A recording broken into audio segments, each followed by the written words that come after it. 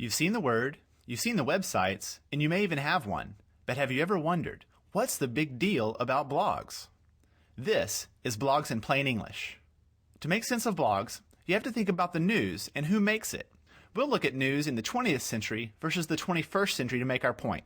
In the 20th century, the news was produced professionally. When news happened, reporters wrote the stories and a tiny group of people decided what appeared in a newspaper or broadcast. Professional news was mainstream, general, and limited. The 21st century marked the point where news became both professional and personal. A new kind of website called a weblog, or blog for short, came onto the scene that let anyone be a reporter and publisher, often for free. As blogs became popular, they created millions of news sources that gave everyone an audience for their own version of news.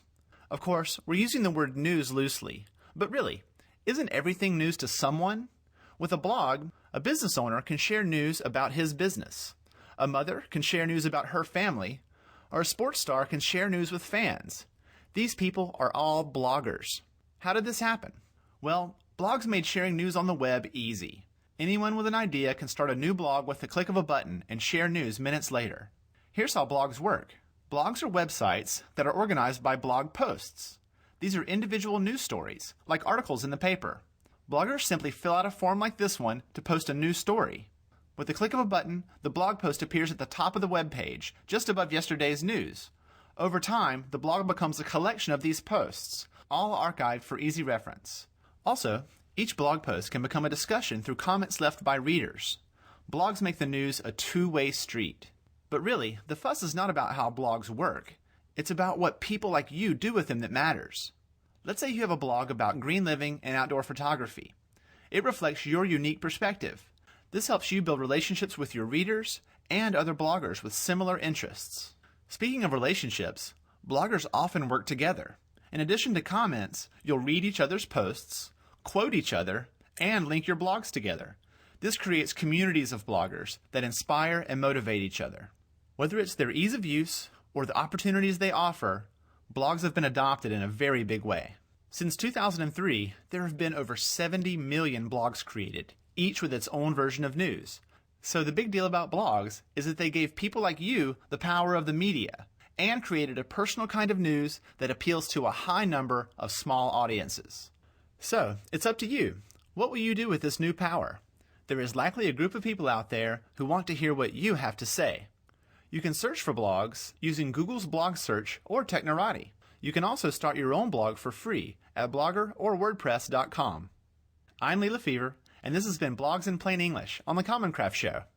Hi, welcome to this segment of Digital Discoveries. And if you hadn't figured out from watching that little introduction there, we're talking about blogs. And more specifically, we're going to talk about how to make a blog in Project Share. Now, that little video actually showed us why or what a blog is, but I want to talk a little bit to our teachers about why they would actually want to create a blog. There's lots of different reasons for creating a blog.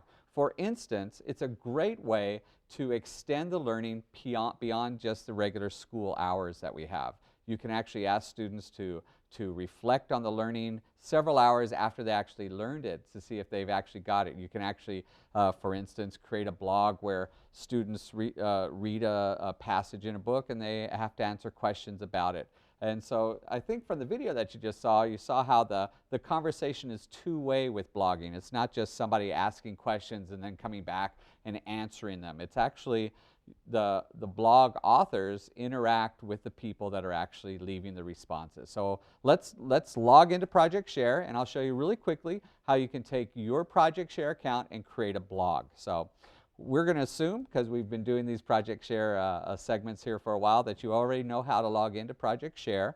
If we look on the screen here, you'll see that one of the things that we haven't talked a lot about was the portfolio. And the portfolio is all the different parts about you in Project Share. But one of them, if you scroll down right about 3/4 of the way down, you'll see one called Blog. And that's the one where we want to go to today. So you click on Blog.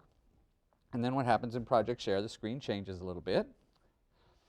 And I've actually put up some blog posts on mine. This is my blog. And just like the video showed, if you start entering a blog one right after another, the ones that you did previously are pushed down. The newer ones are always up at the top. So if you can look at my blog right here, you can see that the ones that I did today on this Thursday are up at the top, then it goes back to Wednesday, and so on and so forth. So, so these are just some blogs that I've entered, and to enter a blog in Project Share, to add a new entry, it's really easy to do. You just come on over to the little button that says add a new entry, and so you click on that one. That actually gets you to another screen, and this is where you can start typing, and you just start typing, and that's all the way. This is an example blog, and it might ask you to tag it. What a tag is in Web 2.0 terminology is something that you might want when people are searching your blog. So say for instance you're writing you're having a blog about Moby Dick. Well, in the tag you would put Moby Dick, or you might put literature, or you might put AP English. Those are all tags that when people are searching blogs in Project Share, they can call up. They can say, I wonder if anybody's written a blog about Moby Dick, and they can click on that and it'll show up. The second part of the screen is the typical place where you would put in information. And so you can see it's really, whoops, I'm putting it in the wrong place, but I'll show you something really quick here. You can actually copy and paste information into your blog as well, or I put onformation. So information, you can actually copy and paste information from other websites, and if you can write something up in Microsoft Word, for instance, and then paste it into a blog. You're only limited by your imagination, and you're only limited by what you want to do in your blog. Let's go back and look at some of the blogs that I've actually created, just so you can get kind of an idea of what a blog is. On my website in Project Share, which we showed how to make earlier, in my website over on the right hand side, it actually has my blog. So the blog that I've already written shows up on my public website. So this is how students could access your website without even having to log in to Project Share. So the last entry that I actually wrote was, you should be reading these blogs. And so I click on that, and so I'm really interested in what Tim had to say. So what does he have to say?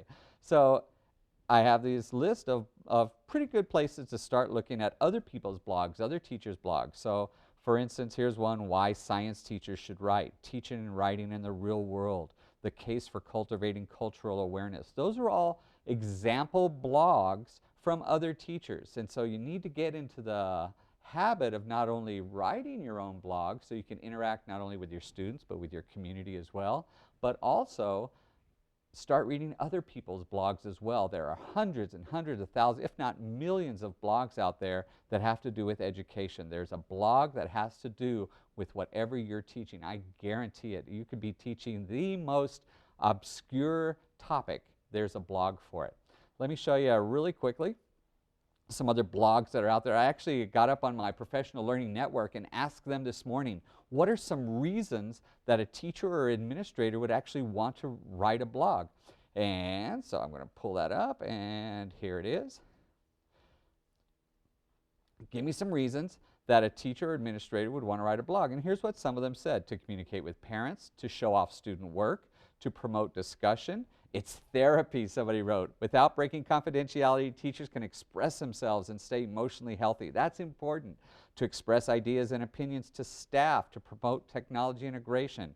Mine is more aimed at a personal blog, somebody wrote. And the nets A, those are the nets for administrators. If you're an administrator, you're actually supposed to be blogging. You're supposed to be communicating with your community this way. To provide more frequent and transparent communication with peers and parents. Those are all great reasons for wanting to blog. So those are just examples of wanting to blog, reasons to blog. Here's a great website if you are not reading other people's blogs, which you should be doing, but this is a great place to start. This is called Voices from the Learning Revolution, and it's a great place. There's people from all over the world it's kind of like a blog of bloggers. There's all these different bloggers that are in education that are putting content in, and that's what the Voices from the Learning Revolution are. They're always putting up new stuff, and they're always interesting. They talk about what students are doing all the way around the world. People are putting in what their students are doing in their classes. It's a great place to get ideas for your own classroom. Let me just show you an example. Here's my own blog that I keep up on Tumblr. It's called Holt Think. And so I just put anything that I see that might be interesting, I put up on my blog. So I have people following me. It goes up on Twitter. It goes all over the place. Here's something about an online conference that people can attend. There's hundreds and hundreds and hundreds of blog entries that I've put up. And some of them might be interesting. Some of them might be boring. Who knows? But you don't know until you start reading. So if you're not blogging with your classes because you don't know how, you need to start using Project Share. It's a very easy way to get into it. It's a very easy way to put the information out there. If you're having trouble learning how to do it, or you think it's too much work, we can work with you and show you how to do it. If you're not reading other people's blogs in education, you need to start doing so. Blogging is so important. There's such a wealth of information out there, and lots of people are sharing for free their information on blogs. So I want to ask you this. What can you do to extend the day, the classroom learning beyond the classroom day, using a blog? Can you do it with homework assignments? Can you do it? What can you do? I'll see you next time on Digital Discoveries.